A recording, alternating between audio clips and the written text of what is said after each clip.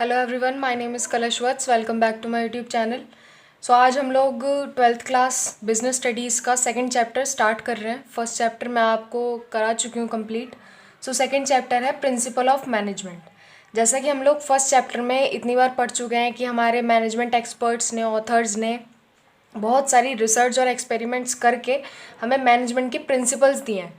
इस चैप्टर में हम उन्हीं मैनेजमेंट प्रिंसिपल्स को पढ़ेंगे, डीपली पढ़ेंगे, किसने दिए थे, किस बेसिस पर दिए थे, इसके इम्पोर्टेंस क्या है, नेचर क्या है और कैसे इनको यूज़ कर सकता है मैनेजर एक किसी भी ऑर्गेनाइजेशन के अंदर।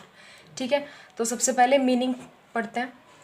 Management principles are the statement of fundamental truth which act as guidelines for taking managerial actions and decisions। अब ये मैनेजमेंट प्रिंसिपल्स क्या है? मैनेजमेंट प्रिंसिपल्स वो स्टेटमेंट हैं जो कि एक मैनेजर को ऑर्गेनाइजेशन में जो मैनेजरियल एक्शंस होते हैं, डिसीजंस होते हैं, उनको लेने में उसको एक हेल्प करते हैं, एक गाइडलाइन की तरह काम करता है। ये मैनेजमेंट स्टेटमेंट्स जो होती हैं, मैनेजमेंट प्रिंसिपल्स जो हैं, ये एक स्टेटमेंट की तरह, गाइडलाइन की तरह उसको गाइड करते हैं मैनेजर को कि वो किसी भी अपने ऑर्गेनाइजेशन में जो काम कर रहा है उस मैनेजरियल एक्शन को परफॉर्म करते टाइम या फिर किसी भी चीज़ के लिए डिसीजंस लेते वक्त उसको हेल्प करते हैं, ये मैनेजमेंट प्रिंसिपल्स। ठीक है, सो नेक्स्ट आता है हमारा nature of principles of management. Nature बोलो या कैरेक्टरिस्टिक्स, फीचर्स, ये सब एक ही हैं। तो फर्स्ट कैरेक्टरिस्टिक या फर्स्ट फीचर मैनेजमेंट प्रिंसिपल का क्या है? Universal applicability. The management principles are universal in nature, that means they can be applied to all type of organisation irrespective of their size and nature. Managerial principles जो होते हैं, management principles जो होते हैं, वो यूनिवर्सली अप्लाई करे जा सकते हैं। ठीक है, यानी कि इसके कहने का मतलब क्या है कि हम किसी भी ऑर्गेनाइजेशन में, चाहे वो प्रॉफिट अर्निंग हो, नॉन प्रॉफिट अर्निंग हो, भले ही स्मॉल स्केल इंडस्ट्री हो, लार्ज स्केल इंडस्ट्रीज़ हो, साइज़ कुछ भी हो, नेचर कुछ भी हो, हम वहाँ पर मैनेजरियल प्रिंसिपल्स, मैनेजमेंट प्रिंसिपल्स को अप्लाई कर सकते हैं। ठीक है, ये हर जगह रिक्वायर्ड होते हैं मैनेजमेंट प्रिंसिपल्स। ठीक है, सो नेक्स्ट आता है जनरल गाइडलाइंस।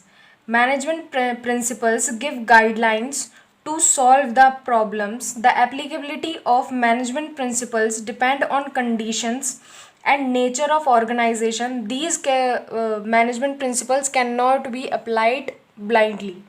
ठीक है, ये मैनेजमेंट प्रिंसिपल्स क्या हैं? जैसे कि मैं बता चुकी हूँ, ये गाइडलाइन की तरह काम करते हैं, they act as a guideline. तो इन मैनेजमेंट प्रिंसिपल्स को हम एज इट इज़ अप्लाई नहीं करते। ठीक है, ये अप्लाई करे जाते हैं लेकिन ये हर कंडीशन पर डिपेंड होता है। ठीक है, डिफरेंट कंडीशंस पर ये डिपेंड होता है। मैनेजर्स अपने पॉइंट ऑफ व्यू से उसको समझते हैं, सोचते हैं कि इस प्रिंसिपल्स को हम ऑर्गेनाइजेशन के अंदर किस तरह से अप्लाई कर सकते हैं। तो इनका क्या है, इनकी कैरेक्टरिस्टिक ये क्या कहती है कि ये एक गाइडलाइन, एक गाइड, मतलब गाइड की तरह काम करते हैं ऑर्गेनाइजेशन के अंदर। ठीक है, नेक्स्ट आता है formed by practice and experimentations.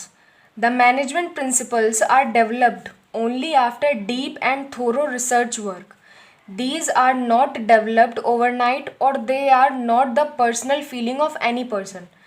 Proper observation and experiments are conducted before developing them.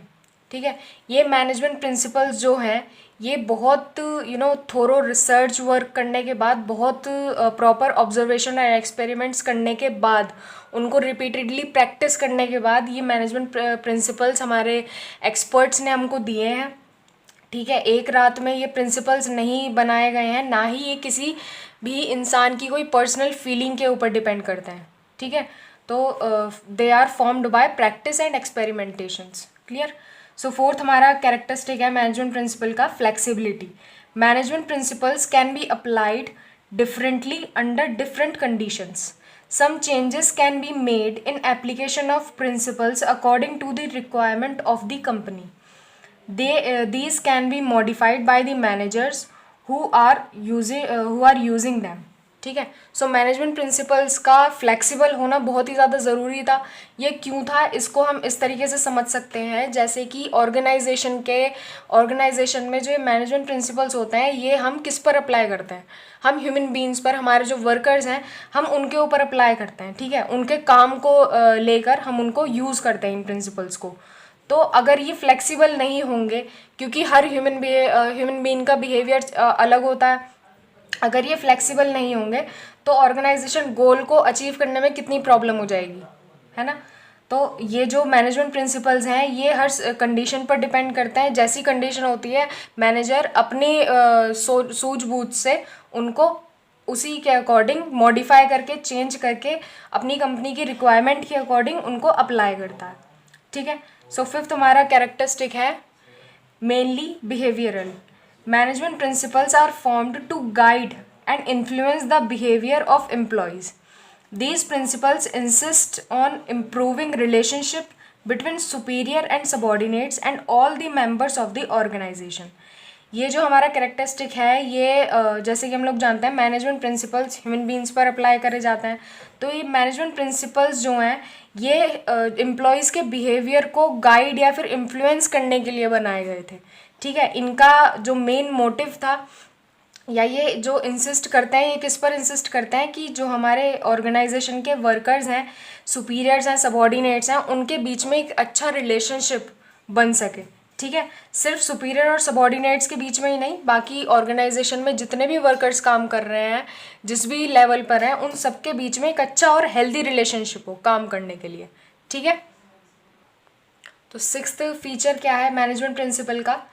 These are based on cause and effect relationship. Management principles are based on cause and effect. That means these principles tell us if a particular principle is applied in a situation, what might be the effect. Although these principles cannot state perfectly absolute result because these are applied on human beings, but it helps in knowing some ideas about the effect. ये जो principles हैं ये cause और effect के relationship पर depend करते हैं। ठीक है, ये हमको बताते हैं कि अगर हम किसी भी पर्टिकुलर प्रिंसिपल को किसी सिचुएशन में अप्लाई करेंगे तो उसका रिजल्ट क्या हो सकता है, लेकिन ये कोई एब्सोल्यूट रिजल्ट नहीं बताते हैं ये, क्योंकि हम इन प्रिंसिपल्स को ह्यूमन बीइंग्स पर अप्लाई करते हैं तो इनका जो रिजल्ट होगा वो भी एक्यूरेट नहीं निकल पाता। लेकिन हमें इन प्रिंसिपल्स को अप्लाई करने के बाद सिचुएशन का एंड पॉइंट का रिजल्ट हम कुछ एस्टिमेट कर सकते हैं, एक आइडिया लग जाता है कि इस कंडीशन में ये प्रिंसिपल अगर हम अप्लाई करेंगे तो इसका रिजल्ट ये हो सकता है। ठीक है, सो लास्ट जो इसका क्या कहते हैं फीचर है वो है कंटीजेंट। ठीक है, contingent, the management principles are contingent or depend upon the situations prevailing in organization. Their applications are effect depend upon the nature of the organization. The application of principles has to be changed according to the nature, size and type of the organization. ये principal जो होते हैं ये हमारी organisation में जो situation चल रही है या फिर उस ऑर्गेनाइजेशन का समहाउ नेचर कैसा है, ये कुछ ना कुछ उस पर भी डिपेंड करते हैं। इसको मैं आपको एक एग्जांपल से बताती हूँ। देखो, एक प्रिंसिपल है that principle of team spirit. Principle of team spirit के अंदर क्या होता है कि हमारे जो ऑर्गेनाइजेशन के वर्कर्स हैं वो एक टीम स्पिरिट में इकट्ठे होकर अपने ऑर्गेनाइजेशन गोल को अचीव करने के डायरेक्शन पर चले। ठीक है, ये ऑर्गेनाइजेशन किस ऑर्गेनाइजेशन के लिए यूज़फुल होगा? सबसे ज़्यादा उस ऑर्गेनाइजेशन के लिए यूज़फुल होगा जहाँ पर हमारे ऑर्गेनाइजेशन का जो वर्क है वो बहुत सारे लोग कर रहे हों या फिर उस काम को एक ग्रुप में परफॉर्म करा जा रहा हो। ठीक है, अगर मैं सोल प्रोपराइटर के ऊपर ले चलूँ इस प्रिंसिपल को, क्या सोल प्रोपराइटर के लिए ये जो प्रिंसिपल है ये यूज़फुल होगा? ये उसके लिए यूज़लेस होगा। क्यों होगा? क्योंकि वो अकेला आदमी ही या अकेला पर्सन ही वो सारा अपनी फर्म का या अपने बिजनेस का काम अकेले करता है। ठीक है, तो हम उसको टीम स्पिरिट के बारे में अगर हम बताएं कि टीम स्पिरिट में काम करो तो वो तो यही कहेगा कि मैं तो अकेला काम कर रहा हूँ, टीम कहाँ से लेकर आऊँ, है ना।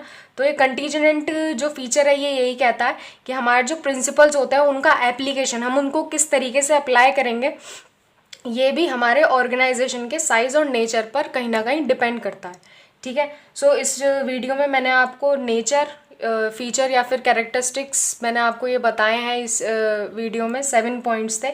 आई होप आपको क्लियर हो गए होंगे। तो नेक्स्ट वीडियो में मैं आपको इसके इम्पोर्टेंस बताऊंगी और फिर हम जल्दी जल्दी इसके प्रिंसिपल्स पढ़ेंगे, ठीक है। So thank you guys for watching.